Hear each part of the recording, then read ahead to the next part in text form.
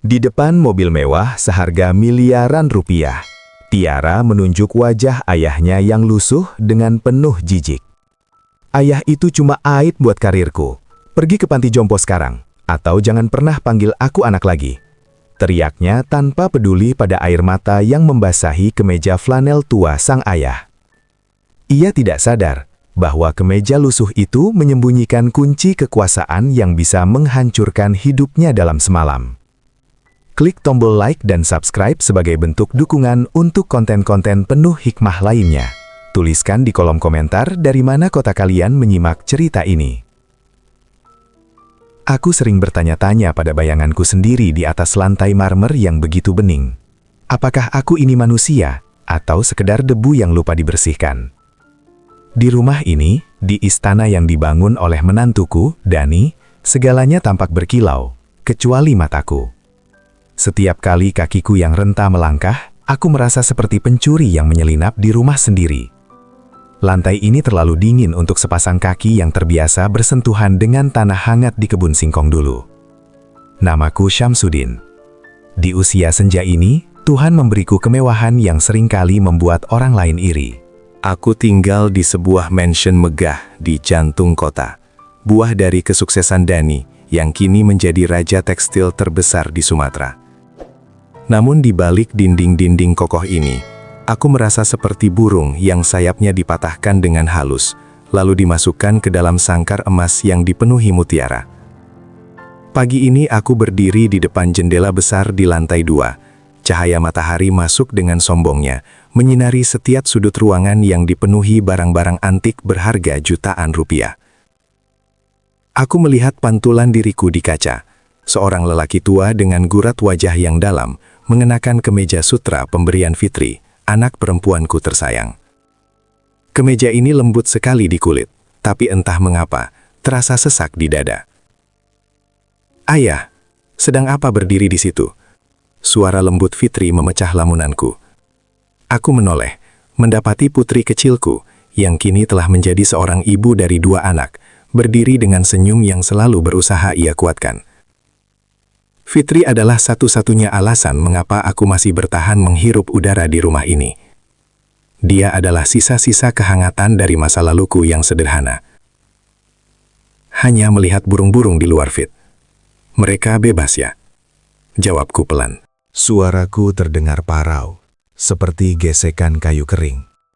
Fitri mendekat, menggenggam tanganku yang mulai gemetar karena usia. "Ayah, jangan melamun terus.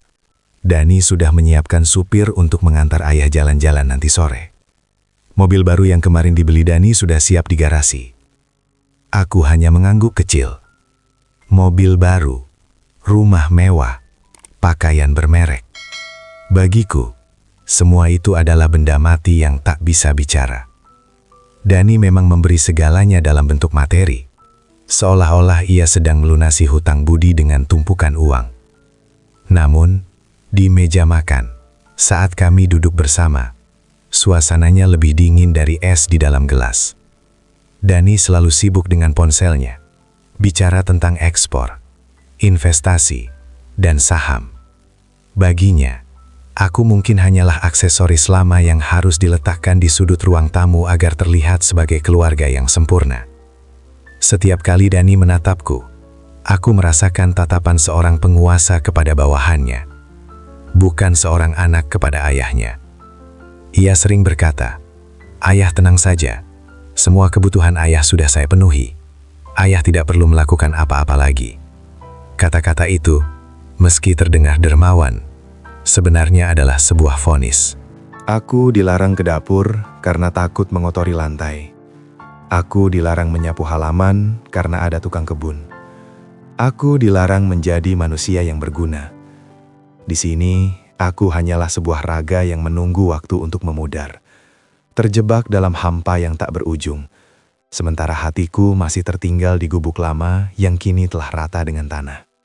Aku kembali menatap keluar jendela. Langit mulai mendung, seolah tahu bahwa di dalam istana ini ada badai yang sedang bersembunyi di balik senyum palsu menantuku. Aku duduk di kursi jati berukir yang terasa terlalu kaku untuk tulang-tulang tuaku, menunggu makan malam dimulai. Di ujung meja, Dani duduk dengan punggung tegak. Matanya tak lepas dari layar gawai. Jemarinya menari lincah, seolah sedang mengendalikan nasib ribuan orang di luar sana. "Ayah, kenapa tidak dimakan? Makanannya akan dingin," tegur Fitri lembut. Ia menyendokkan nasi ke piringku, namun tatapannya terus melirik ke arah suaminya dengan cemas. Aku tersenyum tipis, mencoba menyuapkan sesendok nasi yang terasa hambar. Lidahku merindukan rasa sambal terasi buatan almarhumah istriku, yang dinikmati di atas balai bambu sambil mendengarkan suara jangkrik. Di sini, yang terdengar hanyalah denting sendok perak yang beradu dengan piring porselen, menciptakan melodi yang asing dan menyakitkan telinga. Tiba-tiba, Dani meletakkan gawainya dengan dentuman kecil yang membuatku tersentak. "Fit, besok ada jamuan makan malam dengan kolega dari Singapura di rumah ini. Pastikan ayah memakai setelan yang baru kubelikan. Dan tolong," Dani menggantung kalimatnya, matanya beralih menatapku. Tatapan yang dingin, sedingin marmer di bawah kakiku. "Tolong beritahu ayah agar tidak terlalu banyak bicara soal masa lalu di desa. Para tamu itu tidak perlu tahu kalau mertua seorang CEO tekstil pernah menjadi buruh tani." Dek, jantungku seperti diremas tangan tak kasat mata. Nasi di mulutku tiba-tiba terasa seperti pasir yang sulit ditelan. Aku menunduk, menatap bayanganku di piring yang berkilau. "Jadi, beginilah caramu memandangku, Dani? Sebagai noda hitam di atas kain sutra kesuksesanmu?" "Mas, ayah hanya ingin berbagi cerita. Itu hal yang wajar," bela Fitri dengan suara bergetar. "Wajar bagi orang biasa, Fit, tapi tidak bagi posisiku sekarang. Citra adalah segalanya," balas Dani tanpa nada berdosa. Ia bangkit berdiri, merapikan kemejanya yang licin tanpa celah. "Aku melakukan semua ini agar ayah hidup enak. Mobil, rumah ini, pakaian itu. Bukankah itu sudah lebih dari cukup sebagai bayaran untuk sedikit diam?" Ia melangkah pergi tanpa menunggu jawaban. Aroma parfum mahalnya tertinggal di udara, menyesakkan paru-paru. Aku menatap Fitri yang kini menunduk dalam, air mata mulai menggenang di sudut matanya. Ia ingin melindungiku, tapi ia juga terikat pada laki-laki yang telah memberinya kemewahan, namun merampas harga diri ayahnya. Aku mengulurkan tangan, mengusap punggung tangan putriku. "Tidak apa-apa, Fit. Ayah akan diam. Ayah akan menjadi patung yang indah di sudut ruanganmu, agar suamimu tidak malu." Suaraku tenggelam dalam keheningan rumah yang luas ini. Aku merasa rumah ini semakin besar, namun ruang untukku bernafas semakin menyempit. Aku hanyalah seorang penyewa di hati menantuku sendiri, yang setiap saat bisa diusir jika aku berani menjadi diriku sendiri. Malam itu, aku kembali ke kamar dengan langkah yang lebih berat dari biasanya, menyadari bahwa setiap kemewahan yang kuterima memiliki harga yang harus kubayar dengan harga diriku. Di dalam kamar yang sunyi, aku memandangi setelan jas mahal yang digantung di pintu lemari. Benda itu tampak seperti sebuah seragam penjara yang sangat indah. Aku menyentuh permukaannya yang halus, namun jemariku yang kasar dan penuh kapalan, saksi bisu puluhan tahun mencangkul tanah, terasa seperti duri yang merusak keanggunan kain tersebut. Inilah dunia Dani, sebuah dunia di mana segala sesuatu dinilai dari serat kain dan label harga. Dunia yang menempatkan tampilan jauh di atas perasaan. Malam semakin larut, namun mataku enggan terpejam. Dari balik pintu kamar, aku mendengar langkah kaki Dani yang tegas, bergema di koridor panjang. Ia adalah sang raja tekstil, pria yang mampu mengubah benang-benang rapuh menjadi kain-kain berharga jutaan rupiah. Namun ironisnya, ia tak mampu menenun kasih sayang yang tulus untuk orang tua di rumahnya sendiri. Baginya, aku hanyalah salah satu proyek yang harus ia rapikan agar tidak merusak pemandangan estetik hidupnya. Aku sering memperhatikan Dani dari kejauhan. Caranya berbicara di telepon, caranya memerintah para pelayan, hingga caranya memandang rumah ini. Baginya, rumah ini bukanlah sebuah pelabuhan hati, melainkan sebuah monumen kesuksesan. Setiap guci kristal, setiap lukisan abstrak yang tergantung di dinding, hingga mobil-mobil Jerman yang berjajar di garasi bawah, semuanya adalah teriakan egonya kepada dunia. Lihatlah seberapa jauh aku telah melangkah. Namun, di manakah letak hatinya? Ayah belum tidur? Suara Dani tiba-tiba terdengar. Ia berdiri di ambang pintu kamarku yang sedikit terbuka. Ia masih mengenakan kemeja kerjanya, namun dasinya sudah dilonggarkan. Belum, Dani. Ayah hanya sedang menikmati sepi. Jawabku pelan, mencoba menyembunyikan getar kesedihan di dadaku. Ia masuk beberapa langkah. Matanya menyapu sekeliling kamar yang sangat luas itu. Kamar ini adalah kamar terbaik di rumah ini ya. Pemandangannya langsung menghadap ke taman. Saya ingin ayah merasa seperti raja di sini. Tapi tolong ya, saya lihat tadi sore ayah mencoba mencuci sendal sendiri di keran taman. Jangan lakukan itu lagi. Apa gunanya saya menggaji 7 asisten rumah tangga kalau ayah masih terlihat seperti orang susah? Kalimatnya menghujam tepat di ulu hati. Ia tidak bertanya apakah punggungku sakit, atau apakah aku kesepian. Ia hanya peduli pada bagaimana penampilanku di mata orang-orangnya. Baginya, kemandirianku adalah aib yang menunjukkan seolah-olah ia tidak becus mengurus mertuanya. Ayah hanya ingin bergerak, Dani, agar sendi-sendi tua ini tidak kaku. Aku membela diri dengan suara yang nyaris berbisik. Dani hanya mendengus halus, sebuah suara yang mengandung perpaduan antara lelah dan rasa tidak sabar. Bergeraklah di gym yang sudah saya siapkan, bukan mencuci sandal di taman. Saya tidak ingin tetangga atau karyawan saya berpikir saya menelantarkan ayah. Ia berbalik dan pergi, meninggalkan aroma kolon yang tajam dan dingin.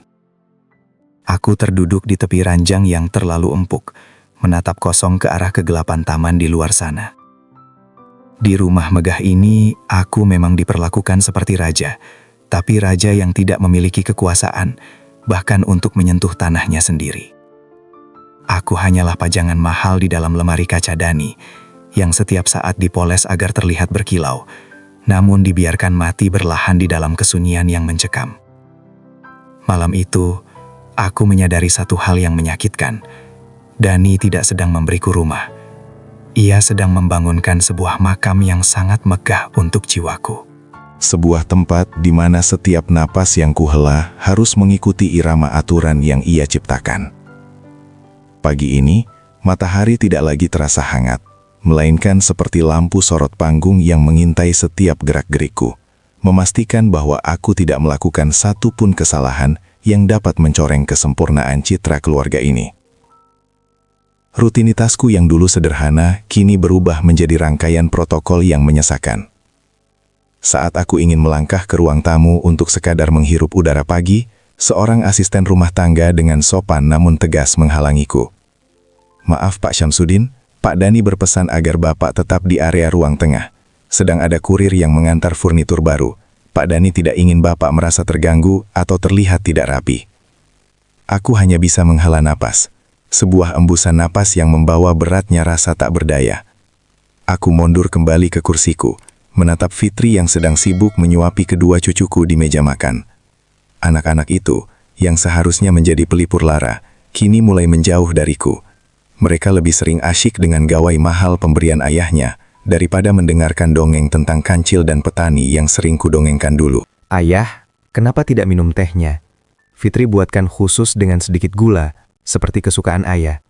Suara Fitri terdengar, namun matanya terus waspada menatap ke arah tangga, seolah takut suaminya akan turun dan menemukan sesuatu yang tidak sesuai pada tempatnya. Terima kasih Fit, ayah hanya sedang tidak haus, jawabku lirih. Ketegangan di rumah ini semakin menjadi-jadi ketika Dani turun dengan langkah terburu-buru. Wajahnya merah padam, tangannya menggenggam selembar kertas, mungkin laporan keuangan atau kontrak kerja. Ia tidak menyapa siapapun. Tatapannya hanya menyapu ruangan dengan tajam, mencari-cari kesalahan kecil yang bisa ia jadikan sasaran amarahnya. Fit, kenapa ada pot tanaman tua di teras depan? Aku sudah bilang, semua tanaman harus dari floris langgananku, teriaknya tanpa memedulikan kehadiranku di sana. Itu tanaman melati pemberian mendiang ibu, Mas. Ayah yang membawanya dari desa. Dia sangat menyayanginya, jawab Fitri dengan suara bergetar. Dani menoleh ke arahku, matanya berkilat penuh ketidaksabaran. Ya, tolonglah, melati kampung seperti itu tidak cocok dengan desain rumah ini. Baunya terlalu menyengat dan potnya pecah-pecah. Aku akan membelikan ayah satu taman anggrek kalau perlu, tapi buang benda itu sekarang juga. Aku tidak ingin ada kesan kumuh di rumah ini. Aku terdiam, jantungku berdenyut nyeri. Tanaman itu bukan sekadar tumbuhan bagi jiwaku. Itu adalah napas terakhir dari istriku. Satu-satunya kenangan hidup yang tersisa dari masa lalu kami yang penuh cinta, meski serba kekurangan. Memintaku membuangnya sama saja dengan memintaku membuang separuh dari nyawaku. Namun, demi kedamaian Fitri, aku hanya bisa menunduk. Aku melihat tangan Fitri gemetar saat ia memegang pundakku, seolah memohon agar aku tidak melawan. Di saat itulah, aku menyadari bahwa rutinitas diamku tidak lagi cukup. Sesuatu di dalam dadaku mulai meronta, sebuah desakan untuk mempertahankan martabat yang selama ini kukubur dalam-dalam, demi kemewahan yang ternyata hanyalah penjara tanpa jeruji besi. Hari itu, untuk pertama kalinya, aku menyadari bahwa aku harus bertindak, bukan untuk memberontak, tapi untuk menyelamatkan sisa-sisa harga diri yang masih bersembunyi di balik uban dan keriput ini. Maka, ketika senja mulai melarutkan warna jingga ke dalam kegelaban, aku menyeret langkahku menuju teras depan. Dengan tangan yang gemetar, kupindahkan pot melati tua itu ke sudut paling belakang taman, di balik rimbunnya pohon palem mahal yang menjulang angkuh, berharap mata tajam Dani tak akan sanggup menjangkaunya. Aku terduduk di atas rumput, jemariku mengelus helai daun melati yang mulai layu karena kurangnya sinar matahari. Sabar ya Bu, kita hanya perlu bersembunyi sebentar saja di sini. Bisikku pada tanaman itu, seolah-olah roh istriku benar-benar ada di sana. Namun, kedamaian itu hanya bertahan sekejap.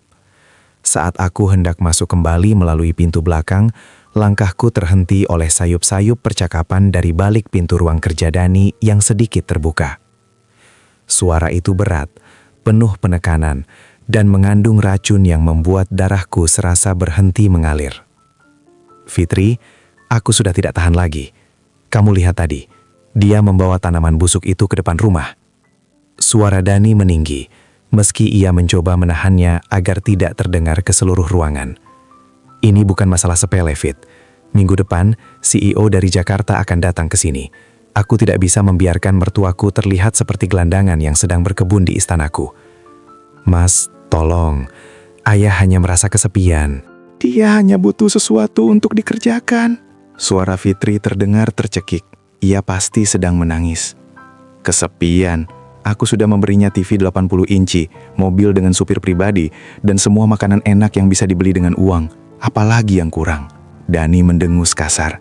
Aku bisa membayangkan ia sedang mondar-mandir dengan wajah merah padam.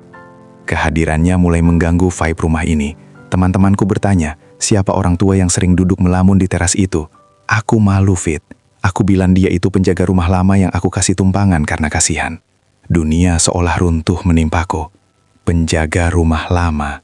Jadi, itulah statusku di mata menentuku sendiri. Di depan rekan-rekannya yang terhormat, aku bukan lagi ayah dari istrinya, melainkan sekadar objek belas kasihan agar ia terlihat dermawan. Air mata yang sejak tadi kutahan akhirnya jatuh juga, membasahi pipiku yang kasar. Rasa perihnya lebih tajam daripada sayatan sembilu manapun. Dia ayahku, Mas. Teganya kamu bicara begitu, jerit Fitri lirih, penuh keputusasaan.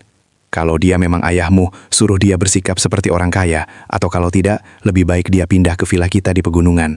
Di sana dia bisa berkebun sepuasnya tanpa ada yang melihat, tanpa merusak citraku. Pungkas Dani dingin. Aku menyandarkan tubuhku pada dinding yang dingin. Dadaku sesak, seperti ada batu besar yang menghimpit jantungku. Aku ingin masuk ke sana, meneriakkan bahwa aku tidak butuh mobilnya, tidak butuh rumahnya, dan tidak butuh pengakuannya. Namun aku teringat wajah Fitri.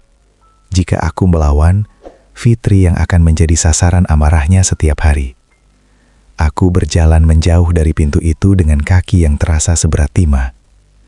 Di dalam rumah yang bergelimang cahaya lampu kristal ini, aku justru merasa berada di dalam lubang gelap yang paling dalam. Suara-suara di balik pintu itu terus terngiang, membakar sisa-sisa ketulusanku, menyadarkanku bahwa aku hanyalah noda di atas hamparan kain sutra kesuksesan Dani yang begitu ia banggakan. Malam itu, aku tidak bisa memejamkan mata.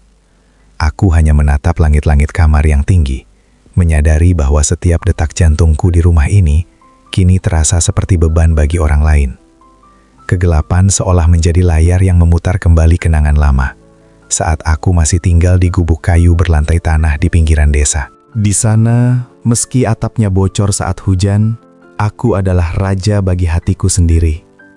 Aku tak perlu meminta izin untuk sekadar bernafas, dan aku tak perlu merasa malu untuk menjadi apa adanya. Keinginan untuk pulang tiba-tiba membuncah begitu hebat di dadaku.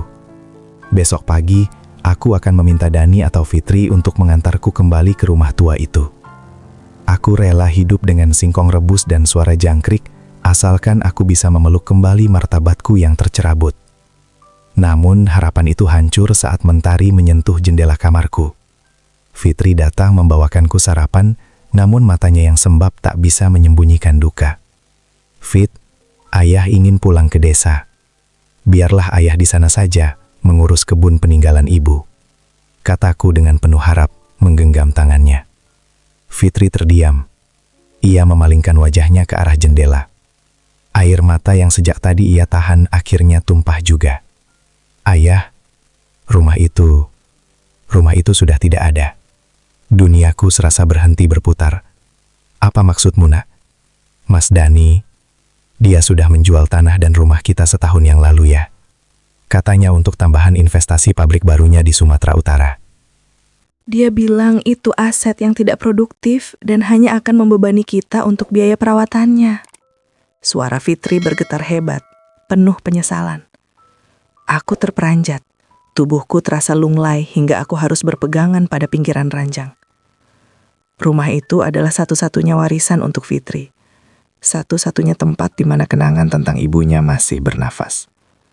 Dani telah meruntuhkannya, meratakannya dengan tanah demi angka-angka di atas kertas saham. Tanpa bertanya, tanpa meminta izin, ia telah menghapus jejak hidupku dari muka bumi. "Kenapa kalian tidak bilang pada ayah?" bisikku lirih, nyaris tak terdengar. "Fitri takut ayah kecewa, tapi Mas Dani bilang ayah tidak akan butuh rumah tua itu lagi, karena di sini sudah ada segalanya." Fitri bersimpuh di depanku, menyembunyikan wajahnya di pangkuanku. Aku mengelus rambutnya dengan tangan yang lunglai.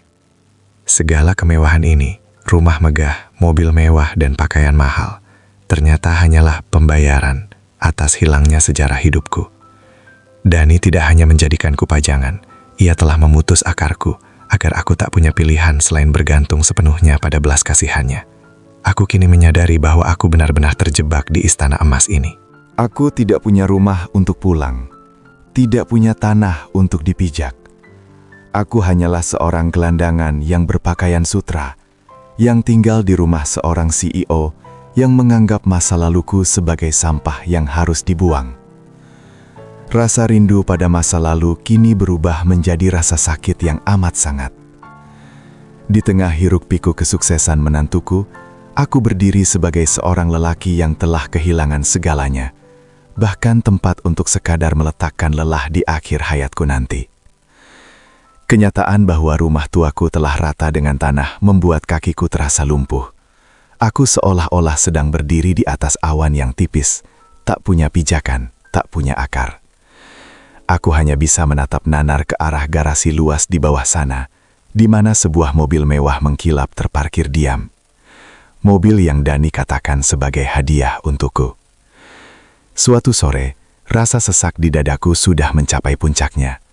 Aku merasa perlu menghirup udara yang tidak beraroma pengharum ruangan mahal. Aku ingin melihat pasar tradisional, atau sekadar melihat orang-orang yang tertawa jujur di pinggir jalan. "Pak sopir, bisa antar saya ke pasar lama di pinggir kota?" tanyaku pada lelaki berseragam yang selalu siaga di dekat garasi. Sopir itu tampak ragu. Ia menunduk. Tangannya memutar-mutar kunci mobil. "Maaf Pak Syamsuddin, Pak Dani sudah memberikan jadwal dan daftar rute untuk Bapak hari ini. Sore ini jadwal Bapak adalah ke mall pusat kota untuk mencoba sepatu baru, lalu pulang. Pak Dani berpesan agar Bapak tidak pergi ke tempat-tempat yang kurang layak." Aku tertegun. Jadi, bahkan untuk sekadar melihat dunia yang kusukai, aku harus mendapatkan izin dari selembar kertas jadwal. Mobil yang harganya mungkin bisa membangun kembali 10 rumah kayu itu, kini terasa seperti kotak besi yang mengurungku. Aku bukan pemiliknya, Aku hanyalah paket berharga yang sedang dikirim dari satu titik mewah ke titik mewah lainnya, agar tidak terkontaminasi oleh debu kehidupan yang dianggap rendah oleh Dani. Hanya sebentar saja, saya hanya ingin melihat keramaian, pintaku lagi. Suaraku nyaris mengiba. Maaf sekali, Pak. Jika saya melanggar rute, laporan GPS di mobil ini akan langsung masuk ke ponsel Pak Dani. Saya bisa kehilangan pekerjaan. Jawabnya dengan nada penuh penyesalan. Aku terdiam, menyandarkan punggungku pada badan mobil yang dingin itu. Rasa haus akan kebebasan kini berubah menjadi rasa pahit yang membekas di lidah.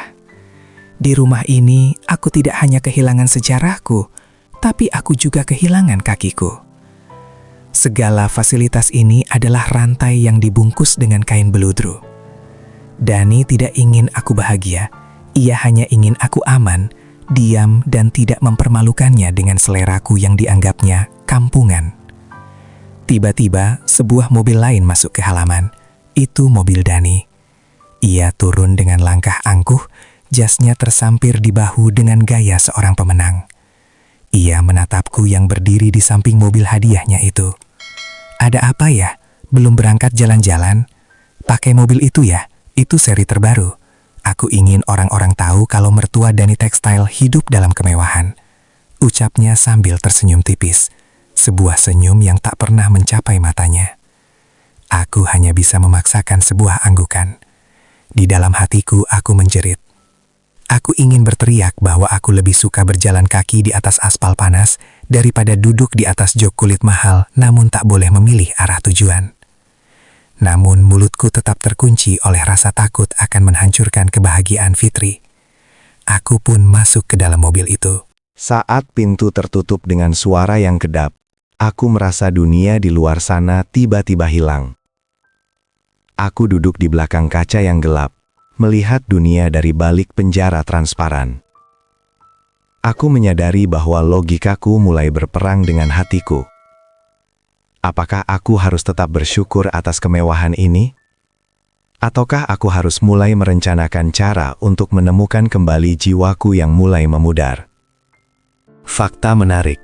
Samson memiliki seorang istri yang bukan Israel. Dia adalah seorang pria dengan hati yang sangat lemah. Dia tidak bisa menahan diri untuk tetap berada di dalam lingkaran komunitas Israel. Dan kemudian harus membiarkan keinginan itu tumbuh di dalam dirinya. Dan ini adalah satu-satunya alasan untuk terancam. Namun, langkahku terhenti saat melihat sebuah map berwarna coklat tergeletak di atas meja kerja Dani yang berada di sudut ruang keluarga. Entah dorongan apa yang menggerakkan tanganku, mungkin rasa curiga yang selama ini kupendam, atau mungkin bisikan naluri seorang ayah yang merasa ada sesuatu yang tidak beres. Dengan tangan yang gemetar hebat, aku membuka map itu. Lembar demi lembar kubalik, hingga mataku terpaku pada sebuah dokumen dengan stempel resmi kenegaraan. Itu adalah surat tanah. Bukan tanah pabrik Dani, melainkan surat tanah sisa kebun peninggalan almarhumah istriku di Lesa, yang katanya sudah habis dijual. Namun, mataku membelalak saat membaca nama yang tertera di konom kepemilikan. Bukan lagi namaku, Syamsuddin, melainkan sudah berganti menjadi nama Dani. Di bawahnya, terdapat sebuah tanda tangan yang sangat kukenal, namun aku tak pernah merasa menandatanganinya.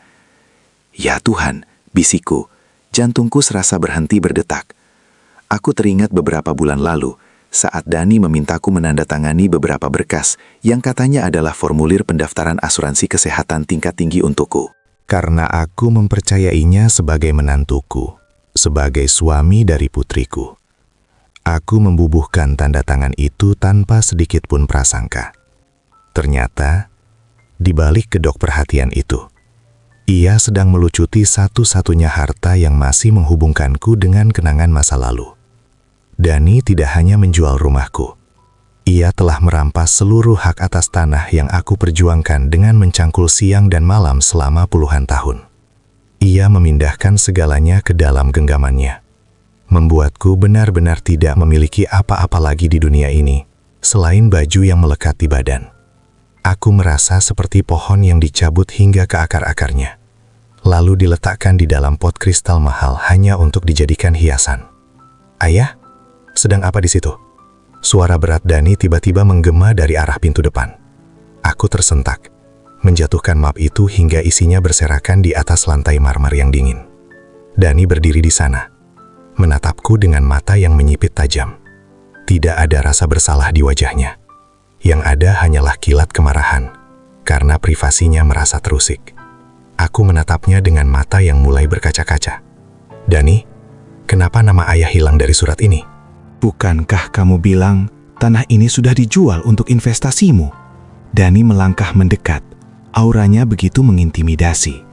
Ia memungut dokumen-dokumen itu dengan gerakan tenang, namun mematikan.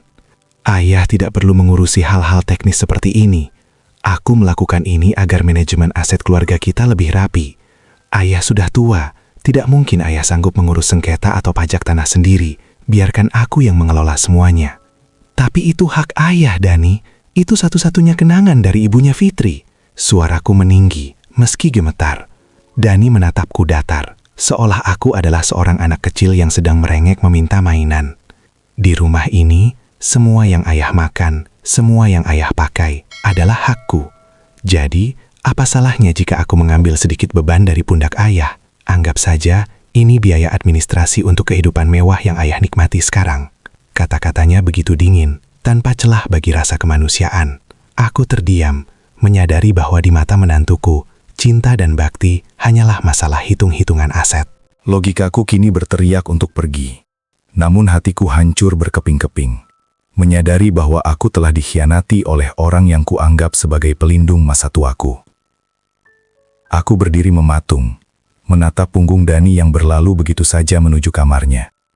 Seolah-olah ia baru saja memindahkan sebuah barang, bukan merampas harga diri seorang manusia. Tak lama kemudian, suara pintu depan terbuka kembali. Fitri pulang dengan napas terengah-engah, membawa tas belanjaan dan kedua cucuku. Ia segera menyadari suasana tegang yang menyelimuti ruang tengah. Pandangannya beralih dari map coklat yang masih digenggam Dani di kejauhan, lalu ke arah mataku yang sembab. "Ada apa ya, Mas Dani?" tanya Fitri cemas. Ia meletakkan tasnya dan menghampiriku. "Tanyakan pada suamimu, Fit. Kenapa tanah peninggalan ibumu di desa kini sudah berganti nama menjadi miliknya?" Suaraku serak, menahan badai emosi yang siap meledak. Fitri tertegun. Ia menoleh ke arah Dani yang kini berdiri di lantai 2, menatap ke bawah dengan tangan bersedekap. "Mas, apa itu benar? Bukankah kamu bilang hanya mengurus pajaknya?" "Sudahlah, Fit. Jangan diperpanjang," sahut Dani dengan nada tinggi yang mengguncang keheningan rumah. "Aku melakukan ini demi masa depan kita juga. Tanah itu kalau dibiarkan atas nama ayah, proses administrasinya akan sulit kalau suatu saat kita butuh modal cepat. Ayah sudah tua, untuk apa memegang surat-surat itu?" "Tapi itu satu-satunya harta ayah, Mas. Kamu tidak bisa mengambilnya tanpa bicara jujur," jerit Fitri. Pertengkaran hebat pun pecah di bawah lampu kristal yang mahal itu. Suara mereka saling bersahutan, memantul di dinding-dinding yang dingin. Dani mulai kehilangan kesabaran. "Kamu tidak tahu diri, Fit. Siapa yang membayar semua kemewahan ini? Siapa yang memberi ayahmu tempat tidur empuk dan makanan berkelas? Semuanya dari uangku. Kalau ayahmu masih ingin tinggal di sini, dia harus mengikuti aturan mainku. Jangan bersikap seolah-olah aku ini penjahat hanya karena aku mengamankan aset keluarga." Mendengar itu, aku merasa seperti ditampar oleh kenyataan pahit. Ternyata, setiap suap nasi yang kuterima di rumah ini adalah cicilan yang harus kubayar dengan menyerahkan seluruh hak milikku. Aku bukan mertua di sini, aku hanyalah objek transaksi. Fitri menangis bersimpuh di dekat kakiku, memohon maaf atas nama suaminya. Sementara Dani masuk ke kamar dan membanting pintu dengan keras.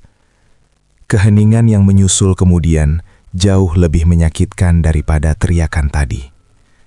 Aku mengelus kepala Fitri, merasakan getaran kesedihan dari tubuhnya. Malam itu, dalam keheningan sepertiga malam, Aku bersujud di atas sajadah tipis yang kubawa dari desa. Di tengah kemegahan ini, hanya doa yang membuatku merasa masih memiliki tempat untuk bersandar. Aku memohon kekuatan, bukan untuk melawan, melainkan untuk tetap ikhlas menerima bahwa mungkin di mata dunia yang baru ini, seorang ayah yang tidak memiliki apa-apa dianggap tak lebih berharga dari segumpal tanah yang telah dirampas. Rasa ragu mulai menyelimuti hatiku. Haruskah aku bertahan demi menemani Fitri, ataukah aku harus merelakan segalanya dan melangkah pergi sebelum jiwaku benar-benar mati di tempat ini? Di atas sajadah ini, aku mengadu pada Sang Pemilik kehidupan, membiarkan air mata jatuh tanpa suara, membasahi kain usang yang tak semahal karpet bulu di ruang tamu Dani, namun jauh lebih suci karena menyimpan rahasia luka-lukaku. Ketika fajar mulai mengintip dari balik tirai sutra yang tebal, aku keluar kamar untuk mengambil air minum. Namun, langkahku kembali terhenti di depan ruang kerja Dani yang terbuka separuh. Cahaya lampu meja masih menyala, menunjukkan bahwa sang raja tekstil itu belum tidur. Aku melihatnya sedang berbicara dengan seseorang melalui sambungan telepon video. Wajahnya tampak serius sekaligus penuh perhitungan. Ya, fasilitasnya harus yang paling lengkap. Suara Dani terdengar datar, tanpa emosi. Aku ingin lingkungan yang tenang, jauh dari keramaian kata. Biayanya bukan masalah, yang penting dia tidak merasa terabaikan, tapi juga tidak mengganggu kesibukanku di sini. Minggu depan aku akan membawanya ke sana untuk survei lokasi. Dadaku berdegup kencang. Naluri seorang ayah membisikkan sesuatu yang mengerikan. Aku memberanikan diri mendekat, mengintip layar laptop yang membelakangiku. Di sana, terpampang situs sebuah yayasan panti jompo eksklusif di daerah pegunungan yang terpencil. Secepatnya ya, sebelum acara ulang tahun perusahaan bulan depan. Tutup Dani sambil menghela nafas panjang. Dunia seolah runtuh menimpaku untuk kesekian kalinya.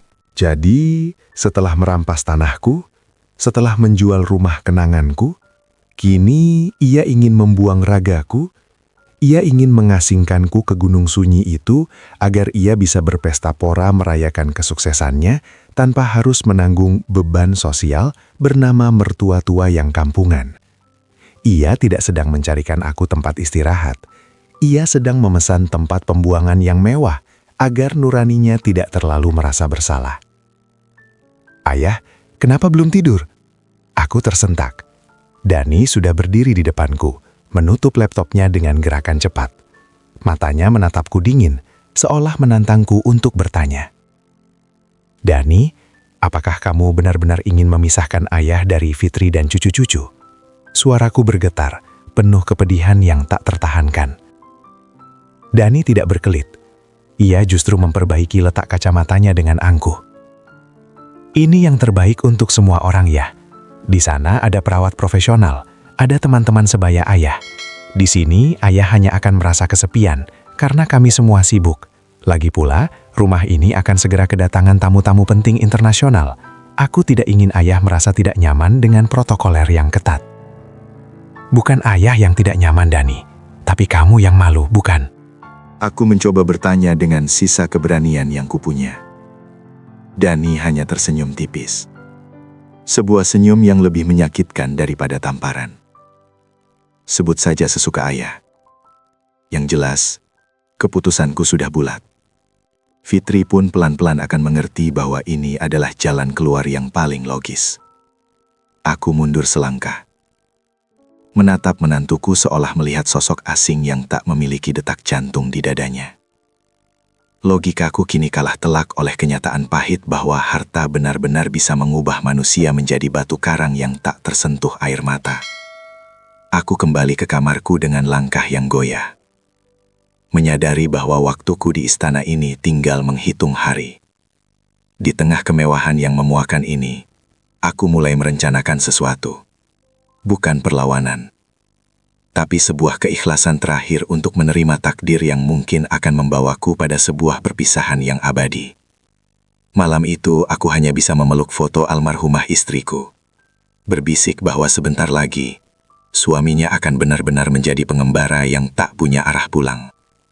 Doa-doa yang kupanjatkan terasa seperti butiran embun yang menguap sebelum menyentuh tanah, meninggalkan kehampaan yang kian mencekik. Namun matahari pagi tetap terbit tanpa permisi, membawa cahaya yang begitu benderang, seolah-olah dunia ini sedang tidak ada luka. Pagi ini, rumah terasa lebih sibuk dari biasanya. Aroma parfum mahal dan suara langkah kaki yang terburu-buru mengisi koridor. Dani akan menghadiri pertemuan bisnis paling krusial dalam sejarah perusahaannya, sebuah penandatanganan kontrak yang akan mengukuhkan namanya sebagai penguasa tekstil di seluruh Sumatera. Aku melihatnya keluar dari kamar dengan penampilan yang sangat sempurna. Ia mengenakan jas hitam pekat yang tampak berkilau, sebuah karya seni kain yang katanya dipesan khusus dari luar negeri. Harga jas itu, menurut selintingan para pelayan, setara dengan harga sebuah mobil keluarga. "Fitri, di mana dasiku?" teriak Dani dari lantai atas. Suaranya memenuhi setiap sudut ruangan, memerintah dengan aura yang tak terbantahkan. Aku berdiri di dekat meja dapur, memandangi secangkir kopi hitam yang baru saja kuseduh. Asapnya mengepul, menebarkan aroma pahit yang selama ini menjadi satu-satunya pelipur lara bagiku. Di tengah kekacauan pagi itu, hatiku tergerak oleh sebuah niat tulus yang tersisa. Aku ingin berdamai. Aku ingin menunjukkan bahwa meski ia telah merampas segalanya dariku, aku masihlah ayahnya yang ingin mendoakan keberuntungannya. Dani, panggilku pelan saat ia menuruni tangga dengan langkah yang begitu gagah. Ia menoleh, melirik jam tangannya dengan raut wajah tidak sabar. "Ada apa ya? Aku sedang terburu-buru. Tolong jangan minta apa-apa sekarang." "Tidak, Nak. Ayah hanya ingin memberikan ini. Minumlah sedikit kopi buatan ayah sebelum berangkat, agar pikiranmu tenang. Semoga urusanmu dilancarkan hari ini," ucapku sambil menyodorkan cangkir porselen putih itu dengan tangan yang, sialnya, mulai gemetar karena rasa gugup. Dani menghentikan langkahnya tepat di depanku. Ia menatap cangkir itu dengan dahi berkerut, seolah-olah kopi hitam pekat itu adalah sesuatu yang kotor. "Aku sudah minum kopi mesin ya, tidak perlu." "Hanya seteguk, Dani, untuk keberkahan langkahmu," aku memohon, mencoba mendekatkan cangkir itu padanya. Namun, di saat itulah, takdir seolah sedang mempermainkan hidupku. Mungkin karena ubin marmer yang terlalu licin, atau mungkin karena saraf tanganku yang sudah dimakan usia, tiba-tiba kehilangan kekuatannya. Tanganku bergetar hebat secara tiba-tiba, dan cangkir itu miring begitu cepat. Biar! Cairan hitam yang panas itu tumpah, menciprat dengan liar, dan mendarat tepat di dada jas hitam mahal yang baru saja ia kenakan. Noda gelap itu menjalar dengan cepat di atas kain sutra yang licin, merusak kesempurnaan yang ia agung-agungkan. Keheningan yang mencekam tiba-tiba menyelimuti ruangan. Aku berdiri membatu, jantungku berdegup kencang hingga terasa sakit di dada. Aku melihat wajah Dani perlahan berubah dari terkejut menjadi merah padam. Matanya yang tajam menatap noda kopi itu, lalu beralih menatapku dengan sorot mata yang dipenuhi oleh kebencian yang murni. "Ayah, apa yang sudah ayah lakukan?" Suaranya rendah, namun mengandung getaran amarah yang jauh lebih menakutkan daripada teriakan manapun. Aku gemetar hebat, air mata mulai menggenang. "Maaf, Dani, ayah tidak sengaja. Tangan ayah gemetar." "Sengaja atau tidak, ayah sudah menghancurkan segalanya." Ia meledak, suaranya menggelegar, meruntuhkan martabatku yang tersisa dalam sekejap mata. Hingga gema kemarahannya seolah sanggup meretakkan dinding-dinding kaca di istana megah ini. Dani menatap dadanya yang kini ternoda. Seolah-olah tumpahan kopi itu bukan sekadar cairan, melainkan sebuah penghinaan besar yang sengaja kucorengkan di atas mahkota kesuksesannya. Aku tersungkur, lututku yang rapuh menghantam lantai marmer yang dingin, mencoba mengusap noda itu dengan ujung kemejaku yang usang. "Maaf, Dani. Ayah ambilkan air, ayah bersihkan sekarang, Nak." Tangisku pecah, suaraku parau oleh ketakutan yang luar biasa. "Jangan sentuh aku dengan tangan kotormu itu." Dani menyentak tanganku hingga aku terjerembab. Ia menatap jasnya dengan napas yang memburu. Jas ini harganya lebih mahal dari seluruh sisa hidupmu ya. Ini kain khusus dan ayah merusaknya tepat di hari terpenting dalam hidupku. Ayah sengaja kan? Ayah ingin membalas dendam karena masalah tanah itu. Demi Tuhan, Dani. Tidak, aku menggeleng pasrah, air mata membasahi lantai yang menggilap. Fitri berlari menuruni tangga, wajahnya pucat pasi melihat suaminya yang kalap. Mas, ada apa ini? Astaga, ayah.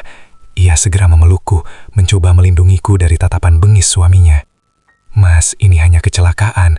Ayah sudah tua, tangannya sering gemetar. Tolong jangan seperti ini. Kecelakaan. Fitri, ini bukan kecelakaan. Ini kutukan. Dani berteriak tepat di depan wajah istrinya.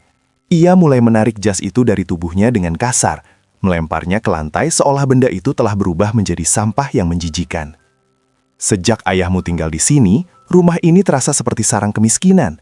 Aku sudah mencoba memberi segalanya, tapi mental gelandangan itu tidak pernah hilang dari dirinya. Kedua cucuku muncul di balik pilar. Wajah mungil mereka dipenuhi ketakutan melihat ayah mereka berteriak-teriak. Dani tidak peduli. Amarah telah membutakan matanya dari rasa hormat dan kasih sayang. Ia melangkah menuju rak kunci di dekat pintu, mengambil sebuah remote kecil dan kunci mobil. Cukup sudah. Aku tidak mau melihat noda lagi di rumah ini, baik noda kopi maupun noda manusia. Dani menudingkan jarinya tepat ke arah pintu besar. Keluar dari sini sekarang ya, ambil pakaianmu dan pergi. Aku tidak butuh mertua yang hanya bisa merusak apa yang sudah susah payah kubangun. Mas, apa kamu sudah gila? Ini ayahku.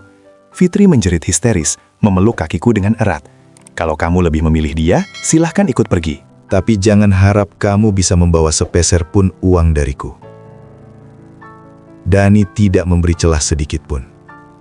Ia mengambil ponselnya, menekan beberapa tombol dengan kasar. Aku akan membatalkan semua fasilitasnya. Mobil yang kuberi akan kutarik. Rumah ini akan kuganti kodenya. Ayah tidak punya tempat lagi di sini.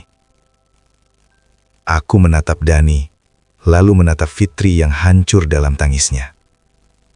Dadaku terasa begitu sesak, seolah jantungku berhenti berdetak sesaat. Hinaan itu lebih panas dari kopi yang kutumpahkan. Aku menyadari, di mata pria yang kusebut menantu ini, nilai seorang manusia benar-benar hanya diukur dari selembar kain yang ia kenakan. Aku perlahan bangkit, menepis tangan Fitri dengan lembut, agar ia tidak tersaret dalam kehancuranku. Dengan sisa tenaga yang kupunya, aku menatap Dani, bukan dengan amarah, melainkan dengan keikhlasan yang teramat pahit. Di matanya, aku melihat sebuah tembok beton yang tak mungkin lagi kutembus dengan air mata. Dani sudah benar-benar kehilangan hatinya di antara tumbukan kain-kain mahal dan ambisi yang melangit. Baginya, aku hanyalah noda yang harus segera dibersihkan agar hidupnya kembali sempurna. Ambil semua kunci mobil itu, Fit. Ambil juga surat-surat yang pernah ia berikan. Suaraku terdengar tenang, namun getarannya menusuk hingga ke tulang.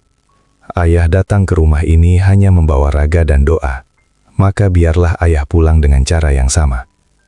Dani tidak bergeming. Ia justru memanggil beberapa asisten rumah tangganya dengan lambaian tangan yang angkuh. Keluarkan semua barang-barang yang pernah saya belikan untuk Pak Syamsuddin. Pakaian-pakaian bermerek, jam tangan, dan sepatu itu, jangan ada satupun yang terbawa keluar. Aku tidak ingin ada sisa-sisa pemberianku yang menempel pada orang yang tidak tahu berterima kasih ini.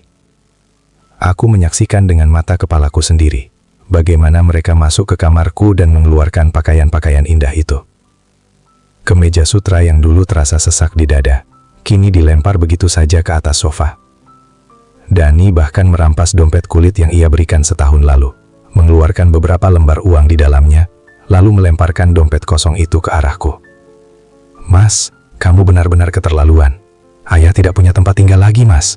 Kamu sudah menjual rumahnya. Fitri meraung, mencoba menghentikan tangan para pelayan. Namun ia hanya bisa tertuduk lemas di lantai. Dia bisa pergi kemana saja, asalkan tidak di depanku. Balas Dani tanpa menoleh sedikit pun. Aku berjalan masuk ke kamar untuk terakhir kalinya. Di sudut lemari, di bawah tumpukan pakaian mahal yang sedang dikemasi, aku menemukan bungkusan kain lusuh. Itu adalah kemeja katun tua dan sarung yang kupakai saat pertama kali menginjakkan kaki di rumah ini. Pakaian yang dulu ingin dibuang Dani karena dianggap memalukan. Aku mengenakannya kembali dengan tangan yang masih bergetar. Rasanya aneh. Kain kasar ini justru terasa jauh lebih hangat dan jujur di kulitku daripada sutra manapun. Aku tidak membawa apa-apa, kecuali foto almarhumah istriku yang kuselipkan di saku kemeja, tepat di atas jantungku. Saat aku berjalan kembali ke ruang tengah, Dani sedang berdiri di dekat pintu besar yang terbuka lebar, seolah tidak sabar ingin aku segera lenyap dari pandangannya. Rumah ini terlalu mewah untuk orang yang bahkan tidak bisa memegang cangkir dengan benar. Sindir Dani sambil membuang muka. Aku berhenti tepat di depannya. Aku ingin marah. Aku ingin berteriak bahwa kesuksesannya adalah buah dari doa-doa yang kupanjatkan di setiap sujudku. Namun aku memilih untuk diam. Aku hanya menatapnya dengan rasa iba, karena meski ia memiliki segalanya, ia sebenarnya adalah orang yang paling miskin karena tidak memiliki rasa hormat pada orang tua. Terima kasih untuk tumpangannya selama ini, Dani. Semoga jas barumu nanti tidak pernah ternoda lagi, ucapku lirih. Aku melangkah keluar melewati ambang pintu. Angin sore yang dingin menyambutku, namun rasa dingin itu tak sebanding dengan kekosongan yang kutinggalkan di dalam sana. Di belakangku, aku mendengar isak tangis Fitri yang memanggil namaku, dan suara pintu jati yang berat itu tertutup dengan dentuman keras, mengunci rapat segala kemewahan yang ternyata hanyalah fata morgana. Suara dentuman itu bergema di telingaku, seperti suara palu hakim yang menjatuhkan vonis terakhir. Aku kini resmi menjadi orang asing bagi keluargaku sendiri. Aku berdiri di atas aspal yang mulai basah oleh gerimis, menatap gerbang tinggi yang perlahan menutup otomatis, memisahkan aku dari cucu-cucuku dan putri kecilku yang masih meraung di dalam sana. Aku melangkah dengan kaki yang terasa seperti diseret beban ribuan ton. Di saku kemeja usangku, aku meraba bingkai foto istriku. Satu-satunya hartaku yang tak sempat dirampas oleh kesombongan Dani. Di bawah siraman gerimis yang kian menderu, aku menyusuri trotoar jalanan kota yang asing ini. Lampu-lampu jalan mulai menyala, berpendar indah di permukaan air. Namun bagiku, mereka seperti mata-mata yang mengawasi kehancuranku. Setiap pasang mata yang melewatiku seolah-olah berbisik. Apakah mereka melihat seorang ayah yang dibuang? Ataukah mereka hanya melihat seonggok raga tua yang tak lagi memiliki nilai guna di dunia yang serba cepat ini? Aku berjalan tanpa arah, melewati butik-butik pakaian mewah yang memajang jas-jas serupa dengan yang kutumpahi kopi tadi pagi. Aku tersenyum pahit, betapa rapuhnya harga diri manusia jika ia hanya digantungkan pada selembar benang. Ayah, ayah tunggu. Suara itu membuatku berhenti mendadak. Aku menoleh dan melihat Fitri berlari mengejarku di bawah hujan. Rambutnya basah kuyup, wajahnya sembab, dan ia hanya mengenakan sandal rumah. Di tangannya, ia menggenggam sebuah amplop kecil yang disembunyikan di balik bajunya agar tidak basah. Ayah, kumohon, jangan pergi seperti ini. Tangisnya pecah saat ia sampai di depanku. Ia mencoba menarik tanganku, mengajakku kembali. Namun aku menggaleng pelan. Fitri, rumah itu bukan lagi tempat untuk ayah. Jika ayah kembali, suamimu akan semakin membencimu, dan ayah tidak ingin menjadi alasan hancurnya rumah tanggamu. Bisikku, mengusap air mata yang bercampur air hujan di pipinya. Tapi ayah mau kemana? Rumah kita di desa sudah tidak ada. Mas Dani benar-benar menutup semua akses ayah. Dia mengancam akan menceraikanku jika aku membantumu. Fitri bicara terseduh-seduh. Tangannya gemetar menyerahkan amplop itu padaku. Ini perhiasan mas kawinku dulu, ayah. Jual ini, carilah kontrakan kecil. Tolong, jangan tolak pemberian terakhir dari anakmu ini. Aku menatap amplop itu, lalu menatap mata putriku yang penuh luka. Logikaku berkata untuk mengambilnya demi kelangsungan hidupku, namun hatiku menolak. Aku tidak ingin membebani Fitri lebih jauh lagi. Jika Dani tahu, ia akan menghancurkan hidup Fitri, sebagaimana ia menghancurkan hidupku. Simpanlah, nak. Gunakan untuk sekolah cucu-cucuku. Ayah masih punya tangan dan kaki untuk bertahan hidup. Tuhan tidak akan membiarkan seorang ayah terlunta-lunta jika ia ikhlas, kataku, sambil mengembalikan amplop itu ke tangannya. Aku mengecup keningnya untuk terakhir kalinya. Sebuah kecupan yang terasa seperti perpisahan abadi. Dengan sisa kekuatan yang kupunya, Aku berbalik dan melanjutkan langkahku menuju kegelapan kota. Meninggalkan Fitri yang bersimpuh di tengah jalanan yang sepi.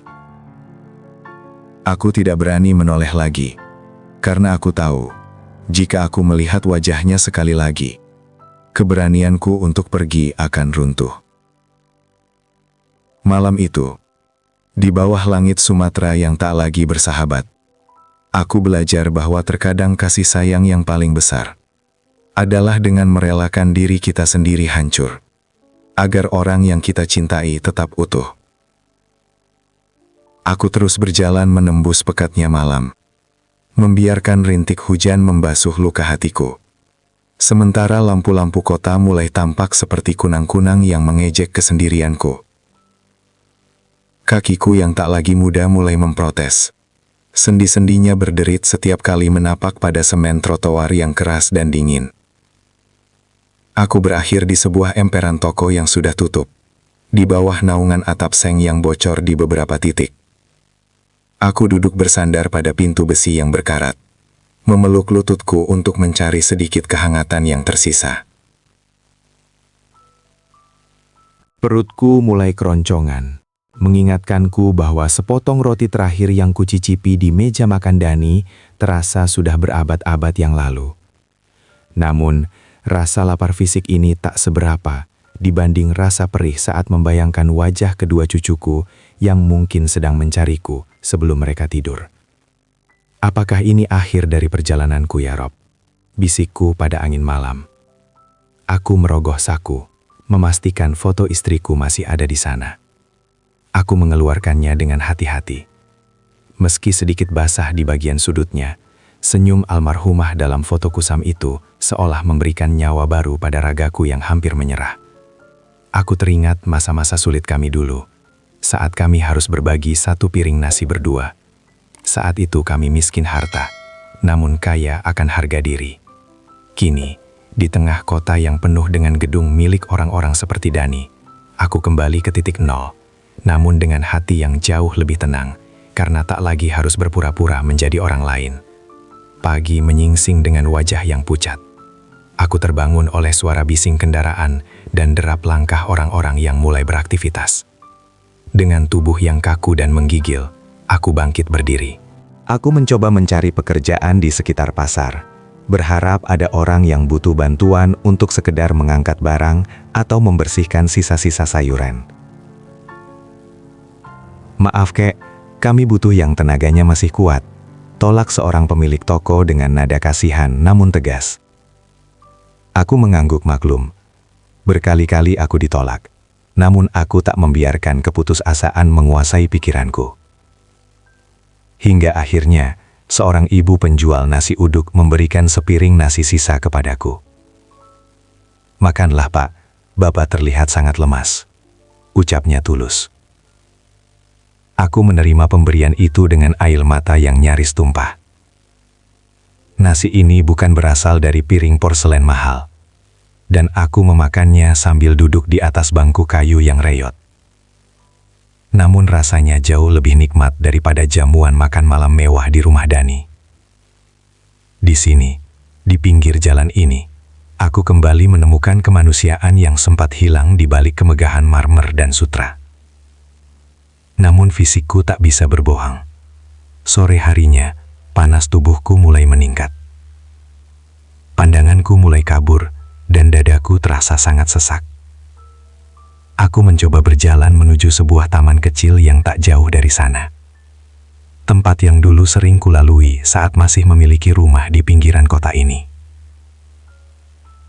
Langkahku semakin berat, seolah bumi sedang menarikku untuk segera kembali ke pelukannya. Aku hanya punya satu pilihan terakhir. Terus melangkah, atau membiarkan diriku rebah di sini, menjadi bagian dari debu jalanan yang tak bernama. Dengan sisa-sisa kesadaran yang kian menipis, aku memaksakan kaki ini menyeret raga menuju sebuah gang sempit yang sangat kukenal. Ini adalah jalan menuju bekas tanah rumahku dulu, tempat yang kini mungkin sudah berubah menjadi bangunan megah, atau gudang tekstil milik Dani. Aku hanya ingin melihatnya sekali lagi, mencari jejak-jejak kenangan yang mungkin tertinggal di antara retakan aspal. Namun, duniaku seolah benar-benar telah terhapus. Sesampainya di sana, aku tidak menemukan pohon mangga yang dulu kutanam bersama istriku. Tidak ada lagi suara kicau burung di dahan jambu yang rimbun. Semuanya telah rata, tertutup oleh pagar seng tinggi, dengan logo perusahaan Dani yang terpampang angkuh di depannya. Aku berdiri di depan pagar itu, memegangi tiang besi yang dingin, sementara napasku mulai tersengal-sengal. "Maaf, Kek, dilarang berdiri di sini. Ini area proyek," tegur seorang penjaga keamanan dengan seragam rapi. Ia menatapku dari ujung kepala hingga ujung kaki, melihat kemeja lusuhku yang masih menyisakan noda kopi yang kering, saksi bisu kehancuranku. Aku tersenyum getir, mencoba mengatur napas yang kian sesak. Saya hanya ingin melihat, dulu saya tinggal di sini, Nak. Penjaga itu tertawa kecil, suara tawa yang terdengar seperti duri yang menusuk pendengaranku. "Kakek salah alamat mungkin, ini tanah milik CEO besar. Mana mungkin kakek tinggal di sini? Sudah, sana pergi, jangan mengotori pemandangan. Sebentar lagi Pak CEO mau lewat meninjau lokasi." Mendengar kata-kata itu, dadaku terasa seperti dihantam palu godam. Dunia benar-benar telah berubah menjadi tempat yang sangat asing bagi orang tua sepertiku. Di tanahku sendiri, aku dianggap pengganggu.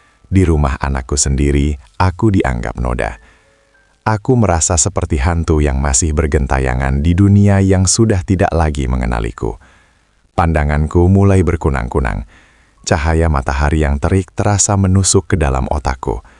Aku berjalan menjauh dengan langkah limbung, menuju sebuah bangku taman tua yang terletak beberapa ratus meter dari bekas rumahku. Bangku itu sudah rapuh. Kayunya banyak yang sudah lapuk. Namun bagiku, bangku ini terasa lebih bersahabat daripada kursi jati di rumah Dani. Aku duduk bersandar, menatap langit Sumatera yang mulai berubah warna menjadi jingga kemerahan. Indah sekali, batinku. Warna langit itu mengingatkanku pada kain kebaya yang dipakai istriku saat kami pertama kali menikah. Aku merogoh saku, mengeluarkan foto kusam itu lagi. Tanganku sangat gemetar. Lebih parah dari saat aku menumpahkan kopi itu. "Ibu, ayah sudah sampai. Ayah sudah pulang ke tempat kita dulu. Meski semuanya sudah berbeda," bisikku lirih. Aku merasa sangat lelah. Sebuah kelelahan yang belum pernah kurasakan seumur hidupku. Bukan hanya lelah fisik, tapi lelah batin karena harus terus bertahan di dunia yang hanya menghargai manusia dari seberapa tebal dompetnya. Aku mulai merasa kedinginan. Meski udara sore itu cukup gerah. Perlahan, aku memejamkan mata, membiarkan kebisingan kota memudar, dan digantikan oleh suara lembut istriku yang seolah-olah sedang memanggilku dari kejauhan. Di balik kelopak mataku yang berat, bayangan rumah megah Dani, jas hitam yang ternoda, dan tatapan angkuh itu perlahan melenyap, digantikan oleh hamparan sawah hijau yang bergoyang ditiup angin desa. Aku merasa tubuhku menjadi sangat ringan, seolah-olah beban ribuan ton yang selama ini kupikul di pundak tua ini telah diangkat oleh tangan-tangan malaikat yang tak kasat mata. Dingin yang tadi menusuk tulang, kini berubah menjadi kehangatan yang menjalar pelan, menyelimuti setiap inci kulitku yang keriput. Aku tak lagi merasakan sesak di dada.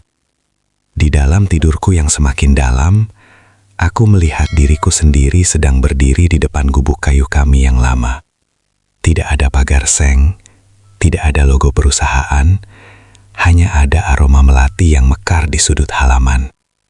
Istriku berdiri di sana, mengenakan kebaya jingga favoritnya, melambaikan tangan dengan senyum yang paling tulus yang pernah kulihat. "Ayah, mari pulang. Di sini tidak ada yang akan menghina caramu memegang cangkir," bisik suara itu, begitu dekat di telingaku. Aku tersenyum dalam lelapku di bangku taman yang lapuk itu. Tangan kananku masih mendekap erat foto di saku kemeja, sementara tangan kiriku terkulai lemas di samping badan, Jari-jarinya menyentuh tanah. Tanah yang dulu pernah kucangkul dengan keringat. Tanah yang kini telah menjadi milik orang lain secara hukum, namun secara jiwa tetap menjadi pelabuhan terakhirku. Aku sudah memberikan segalanya, rumahku, tanahku, hingga harga diriku. Sekarang, aku memberikan satu-satunya hal yang masih kumiliki, napas terakhirku. Di kejauhan, sayup-sayup terdengar suara klakson mobil mewah yang melintas. Mungkin itu Dani yang sedang bangga dengan proyek barunya. Namun, suara itu tak lagi menyakitiku. Dunia dengan segala perhiasannya yang menipu, kini telah berada di belakangku. Aku tidak lagi butuh mobil dengan supir pribadi untuk sampai ke tujuanku. Aku tidak lagi butuh rumah mewah untuk merasa aman.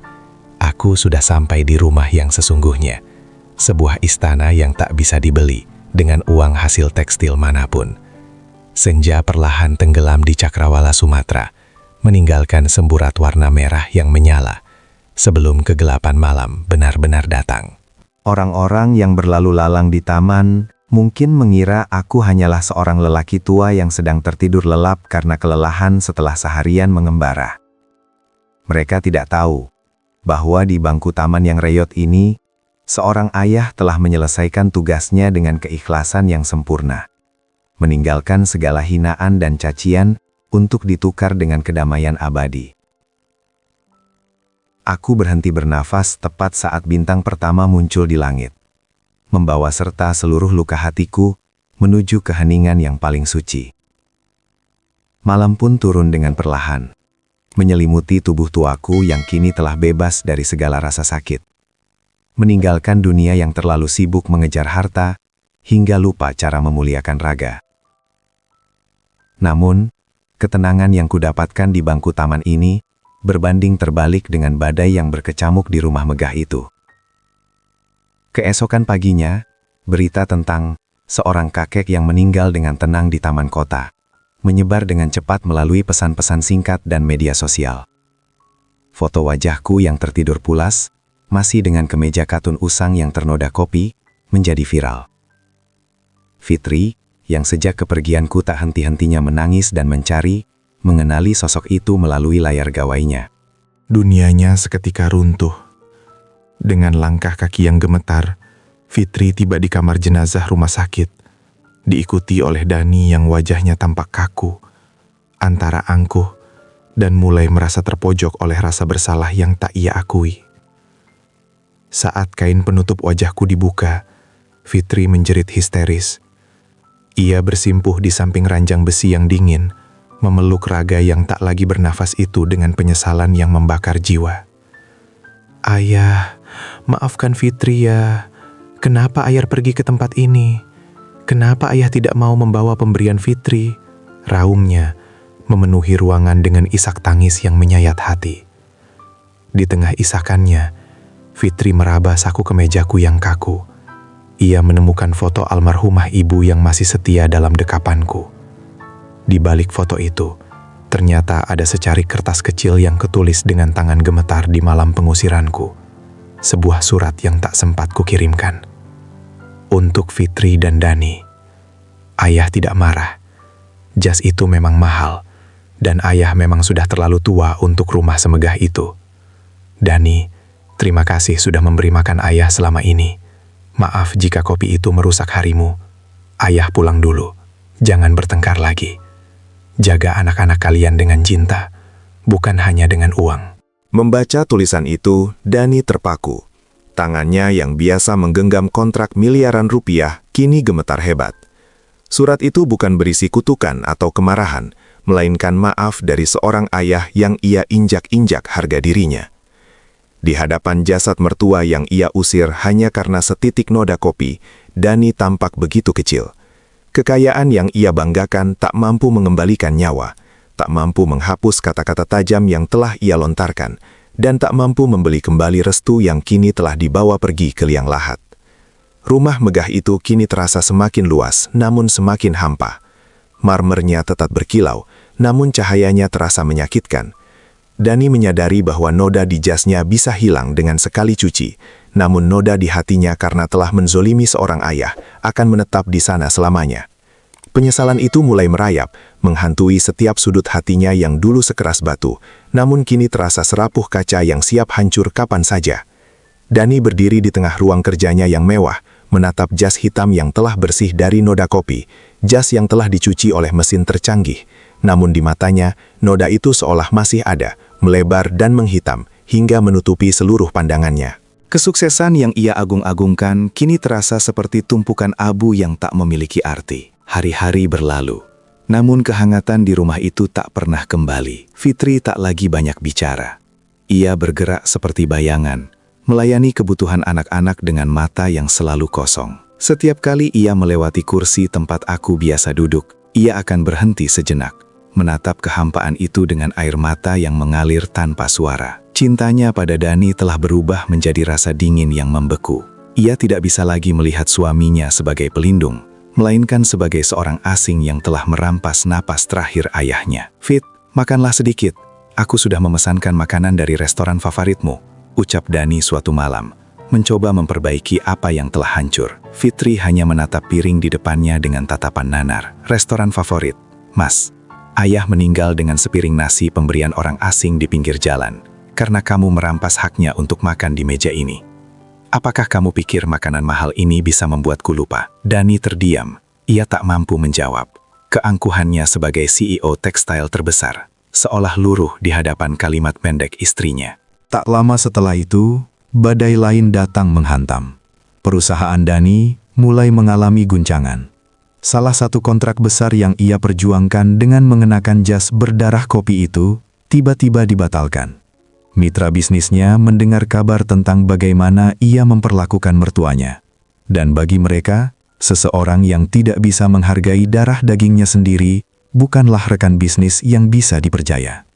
Harta yang dulu ia puja mulai mengalir keluar seperti air dari waduk yang bocor. Satu persatu asetnya terjual untuk menutupi kerugian, termasuk mobil mewah yang pernah menjadi penjara bagiku. Dani mulai merasakan apa yang kurasakan. Rasa takut kehilangan tempat berteduh, rasa cemas akan masa depan, dan rasa malu karena dipandang rendah oleh dunia. Namun yang paling menyakitkan bagi Dani bukanlah kehilangan uangnya, melainkan kehilangan rasa hormat dari anak-anaknya sendiri. Suatu hari, ia melihat putra sulungnya melempar mainan tua ke tempat sampah dengan kasar. "Kenapa dibuang? Itu kan pemberian kakek," tanya Dani lirih. "Sama seperti papa membuang kakek, karena jas papa kotor kan? Barang lama tidak berguna, papa bilang begitu," jawab sang panak dengan polos, namun mematikan. Dani terduduk lemas di lantai. Ia menyadari bahwa ia telah mewariskan racun kesombongan kepada generasi berikutnya. Ia telah membangun istana di atas pasir yang kini mulai runtuh, dan ia berdiri di sana sendirian, meratapi harta yang tak berarti di tengah kehancuran jiwa keluarganya. Fitri akhirnya mengambil keputusan besar. Ia mengemasi pakaiannya dan anak-anak, memilih untuk hidup sederhana di sebuah kontrakan kecil, jauh dari kemewahan yang telah membunuh ayahnya. Ia menyadari bahwa lebih baik hidup miskin harta namun kaya akan kedamaian, daripada tinggal di istana emas yang dibangun dari air mata seorang ayah. Keputusan Fitri sudah bulat. Ia meninggalkan kunci rumah megah itu di atas meja marmer yang dingin, membawa anak-anaknya pergi tanpa menoleh lagi ke arah Dani yang kini nampak ringkih di tengah kemegahan yang hampa. Beberapa bulan berlalu, dan kabar mengenai kejatuhan sang raja tekstil menjadi buah bibir. Dani kehilangan hampir seluruh asetnya akibat kerugian bisnis yang beruntun. Namun yang paling menghancurkannya adalah keheningan yang kini menghuni setiap sudut rumahnya. Di suatu sore yang mendung, Dani yang kini hidup di sebuah apartemen kecil, memutuskan untuk mengunjungi makam ayah mertuanya. Di sana, ia melihat Fitri sedang duduk bersimpuh, menanam bibit melati di samping nisan kayu yang sederhana, namun terawat dengan sangat cantik. Tanaman melati itu Keturunan dari pohon melati lama yang dulu pernah ingin dibuang Dani, tumbuh subur, menebarkan aroma wangi yang menenangkan. Dani tidak berani mendekat. Ia hanya berdiri dari kejauhan, memandangi nisan yang bertuliskan namaku. Ia teringat kembali pada kalimat di surat terakhirku. Jaga anak-anak kalian dengan cinta, bukan hanya dengan uang. Kalimat itu kini terasa seperti gema yang memekakkan telinganya. Ia menyadari bahwa selama ini ia telah mengejar bayangan kesuksesan yang palsu, hingga buta pada cahaya ketulusan yang ada di depannya. Fitri menyadari kehadiran Dani. Ia bangkit dan menatap suaminya dengan sorot mata yang tak lagi mengandung amarah, melainkan rasa iba yang mendalam. Ayah sudah memaafkanmu, bahkan sebelum kamu meminta, Mas. Tapi bisakah kamu memaafkan dirimu sendiri? Bisik Fitri pelan sebelum ia melangkah pergi bersama kedua cucuku. Dani jatuh berlutut di depan makamku. Untuk pertama kalinya, air mata pria angkuh itu tumpah menyentuh tanah. Ia mencium nisan kayu itu, memohon ampun pada raga yang sudah tak bisa lagi mendengar suaranya. Ia kini paham bahwa harta bisa dicari, rumah bisa dibangun kembali, namun martabat seorang ayah yang telah dihancurkan tidak akan pernah bisa utuh kembali hanya dengan uang. Kisah tentang Pak Syamsuddin berakhir di sini, di bawah naungan pohon melati yang wangi. Namanya mungkin tidak tercatat di majalah bisnis ternama, namun cintanya tetap hidup di hati putri dan cucu-cucunya. Ia telah membuktikan bahwa kemiskinan harta tidak membuat seseorang menjadi rendah, dan kekayaan materi tidak otomatis membuat seseorang menjadi terhormat. Dunia terus berputar, dan bagi mereka yang sempat mendengar kisah ini, satu hal yang tertanam kuat. Noda di pakaian bisa dicuci dengan air, namun noda di hati karena durhaka hanya bisa disucikan dengan taubat yang sungguh-sungguh sebelum semuanya terlambat. Sahabat suara kehidupan, harta yang melimpah mungkin bisa membeli istana, tapi tak akan pernah bisa membeli restu orang tua yang telah terluka. Jika kisah ini menyentuh hati Anda, jangan biarkan berhenti di sini. Klik tombol like dan subscribe sebagai bentuk dukungan untuk konten-konten penuh hikmah lainnya. Tuliskan amin di kolom komentar jika Anda berjanji akan selalu memuliakan orang tua selagi mereka masih ada. Terima kasih telah mendengarkan.